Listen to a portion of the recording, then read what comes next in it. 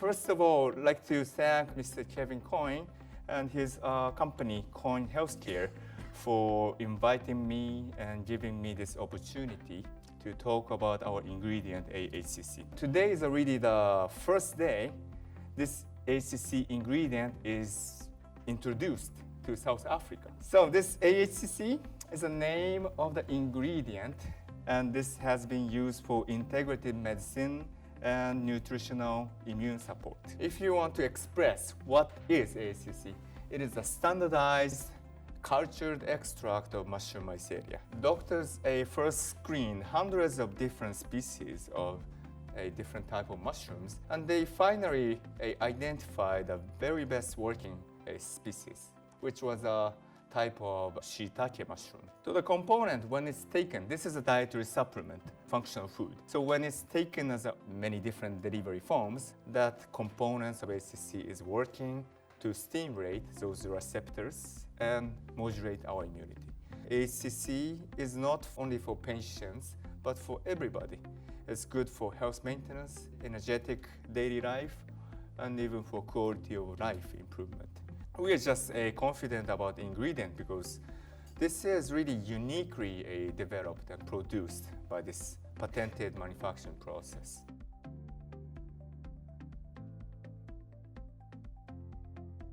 So, good morning everyone.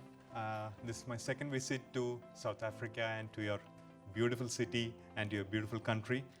And I look forward to many such exchanges in the future also. I don't need to express more about inflammation because all the research has shown that inflammation is the leading cause of all major diseases. Do we have a simple, safe option to control inflammation other than taking drugs?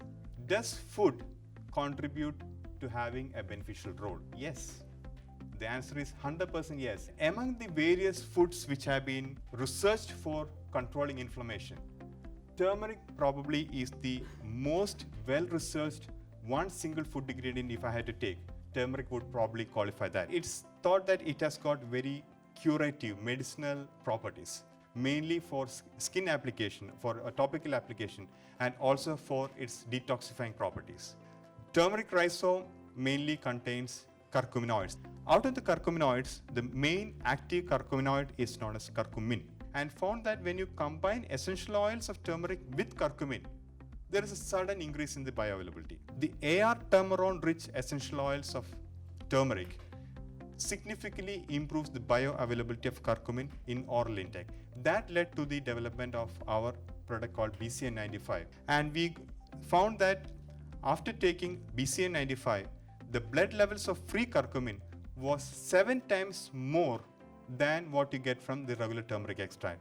Not just that, it also retains in the blood for more than 8 hours, even at significant levels post-drug. We saw that depression or stress is a major contributing factor for inflammation. That's the reason why we also had a focus on brain-related disorders. Why? Because the major limiting factor for any brain-related drug is the poor bioavailability. Curcumin freely crosses the blood-brain barrier. You just need to take curcumin and make it bioavailable in the blood. It will reach the brain. And that's the reason why curcumin is known to be having potent antidepressant activity. We are always doing further research to have more clinical documentation of our products. That's why we want to show only the studies that we are done with our product.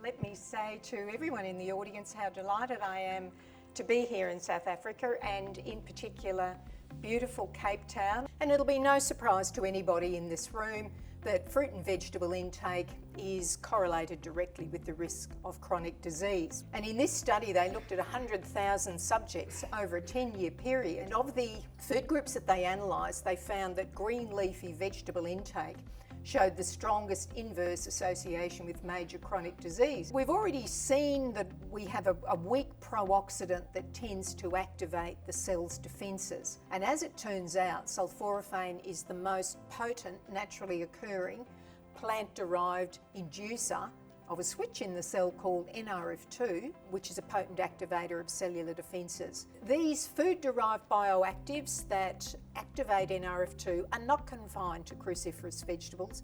A whole host of plant foods contain them. If you eat a large enough quantity of a wide range of plant foods, you will get enough NRF2 activation. But again, we don't. There's another study now that shows that the sulforaphane yield drops to about 10% when you cook. But what's significant here in this study is that the bioavailability of the raw broccoli is about 37% sulforaphane yield, and when you cooked it, it went to 3.4% sulforaphane yield. In neurodegenerative disorders, a wide variety of acute and chronic neurodegenerative diseases, including ischemic traumatic brain injury, Alzheimer's disease and Parkinson's disease, share common characteristics such as oxidative stress, inflammation, and neuronal loss. So here the paper concludes in saying that sulforaphane appears to be a promising compound with neuroprotective properties that may play an important role in preventing neurodegeneration. Given its properties, sulforaphane could be considered as a phytochemical at the forefront of natural medicine. And so, ladies and gentlemen, thank you very much for your attendance.